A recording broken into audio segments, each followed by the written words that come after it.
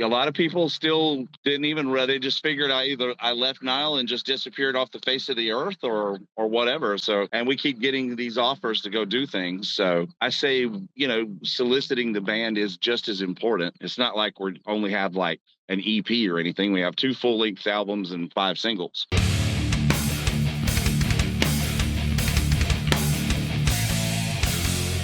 What's up, everybody? It's Keefy at GhostCultMag.com. We welcome back our old friend Dallas Toler-Wade of Narcotic Wasteland. How are you doing, pal? I'm doing well, man. You are on the road on tour. I hope the tour has been going well. I know you were just complaining about that legendarily bad I-95 traffic.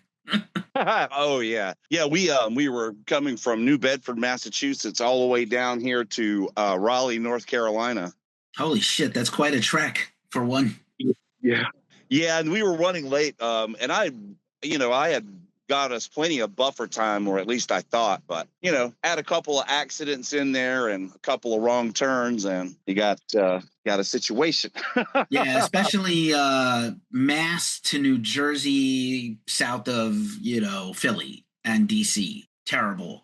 Historically terrible. I'm from the East Coast, as you know. Last time we spoke in person was in Queens at the old Blackthorn 51. That venue is unfortunately gone now, but New Bedford, Mass. I used to live in Boston also. A big fan of that area. A lot of great metalheads. I hope they all came out to support your tour. You are doing a pretty incredible tour. You are playing a lot of selections from Annihilation of the Wicked, your classic album with Nile, and also your own material. How's that been going so far? It's been going really well. And the Nile songs, which are we play Last to the Slave Stick, which I wrote the music for, and the Burning Pits of the Duat, and they just keep getting tighter and tighter every night, man. It's like, yeah, we're bringing it. And the other songs too, all the recent singles that we've put out, and a few off the first 2 albums. Right on.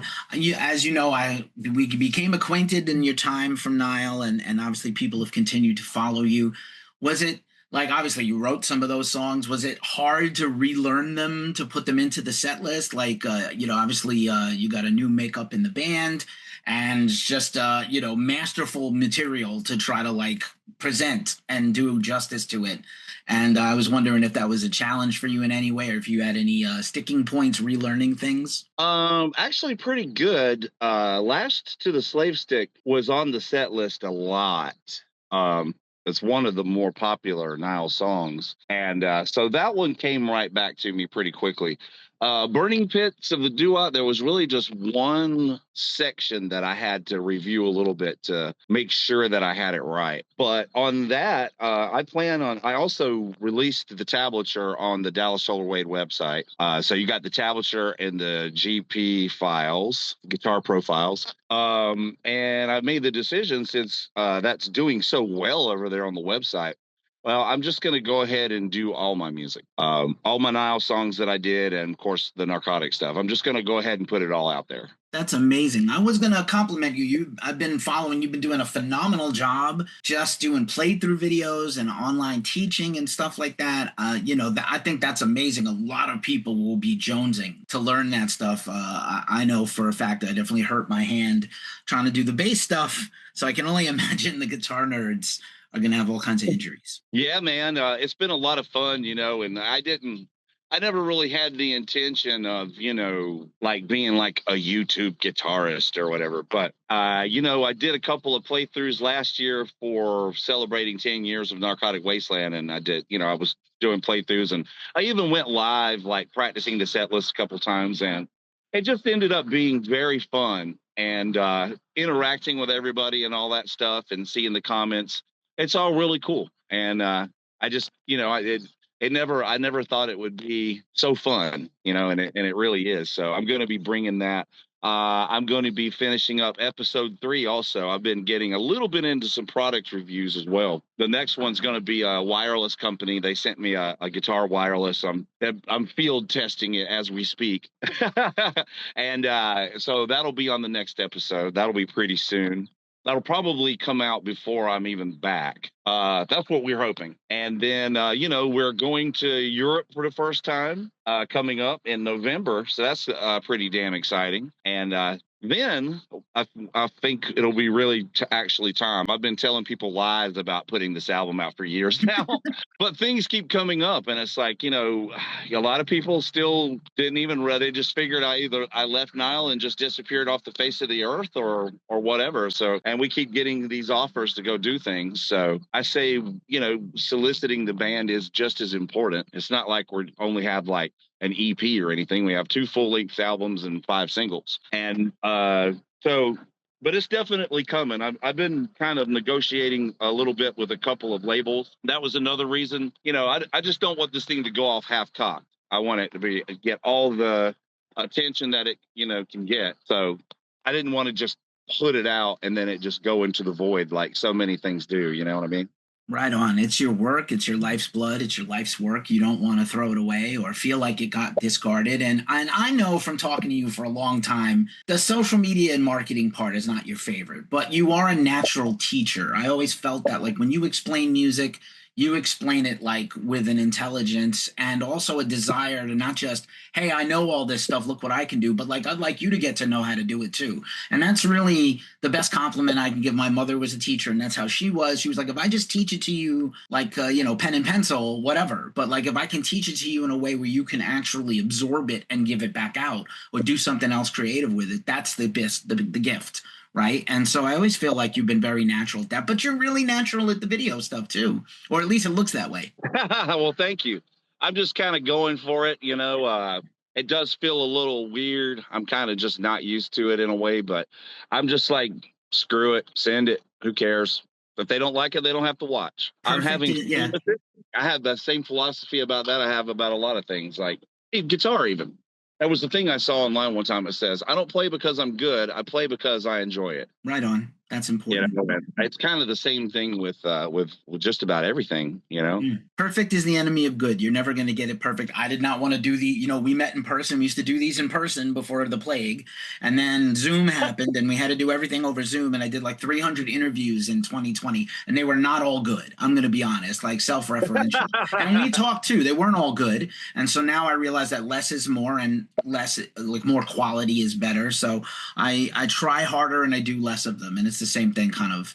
It's just a good way to, you can't be a master of all things and you can't be a jack of all trades and a master of none. It doesn't work. You have to master some things a little and other things you have to let go. It's hard for me. But yeah, you've been killing it and I'm really proud to see it. And I love that the demand is there for you. So I think by the time you get around to releasing the next record, people are going to be hella into it for sure. Yeah, man, that's the plan. Hopefully, yes. And if not, I'm just going to keep trucking along and trying to write better stuff and write, stuff that people will get into that that's heavy. Right on. And me, instead of just showing off skill, I'm going to be hopefully pulling on those heartstrings a little bit. That's what I always go for. Of course, yeah, of course. We want, and that's the main thing about people don't understand about heavy music. It's just noise. It's not just noise. There's a lot of emotion. There's a lot of ebbs and flows. I had a really cool interview recently with Matt Harvey of Exhumed and Gruesome, and he does a lot of death tribute stuff. And I know also what a Chuck fan you were also, and so like we always talk about that, like. It's not just unrelenting brutality. That's awesome. But actually, there's a lot of stuff that goes into metal guitar, especially, technical death metal that has just a beauty to it. I don't think a lot of people really see it that way. They're just like, I just want to rage and hear brutal, horrible, disgusting, great shit. But like, there's a lot to it that people don't see. Yeah. And, with the recent passing of some metal icons, you really get slapped in the face at just how damn ahead of time that stuff still kind of is. It's like it's just now catching on to the big mainstream, and we're talking about stuff that's been out since the 70s, and it's, you know what I mean, and it's still going strong and more people are still discovering it, and it's still weird and innovative and meaningful and all that stuff, and it's just like, wow, just like, I never thought I would hear Harvester of Sorrow by Metallica on the freaking radio either, but it's happening.